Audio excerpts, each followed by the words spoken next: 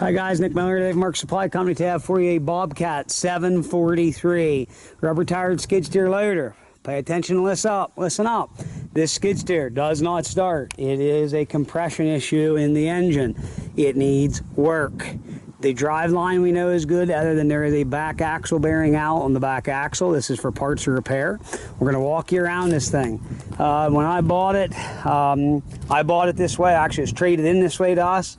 The boom on itself is not welded or busted up. Generally, they were all broke up here on the tilt tower. This one's not. Seats tore. Shows 80-some hundred hours. There is a small seal leak here. Back axle bearing, I know, is out.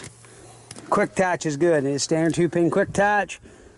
Standard auxiliary hydraulics. It does have two excellent tall 16.5s in the front. Two in the back are getting down. Boom's not busted. The cab is actually pretty straight. The body of the machine is actually pretty straight. This is going to be powered by a Kubota V1702, I think these are. Need some door latch work. 4-cylinder. And this machine is complete. Starter, all there. The lead pipe here broke at the muffler. Going to need a muffler.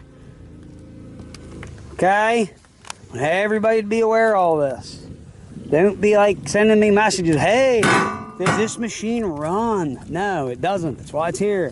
And I'm not being rude. We just get a lot of crazy questions anymore.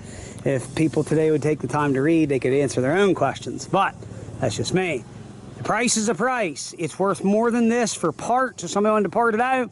Or if you have a 743, it's got a bad hydro, or a bad boom, or the cage is busted up, and you need parts, or you want to take your good engine and put into this to have a cheap skid loader. Here it is. No bucket is being sold with it. The cylinders are not leaking. Here is a good winter project for somebody at a very affordable price. 814-658-3066. Thank you very much for checking out Mark Supply Company. As always, have a great day.